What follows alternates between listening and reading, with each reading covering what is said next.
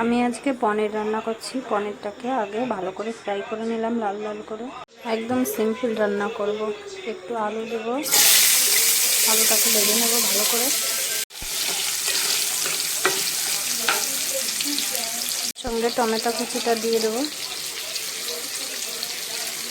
তেলে ভালো করে ভেজে নেব টমেটো কুচিটা আলুর সঙ্গে। আলুটাকে ভালো করে ভেজে নিয়ে আদা জিরে পেস্টটা দিয়ে দেবো।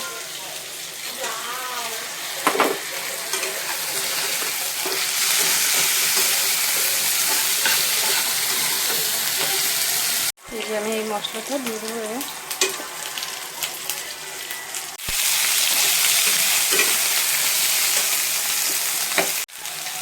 সামান্য একটু জল দিয়ে দেবো।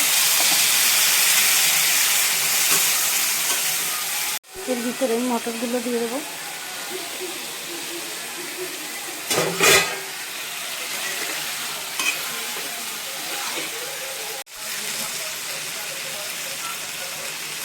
এবার আমি জল দিয়ে দেবো।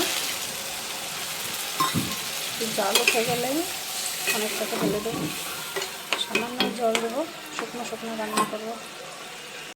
অনেকটা দিয়ে দিলাম।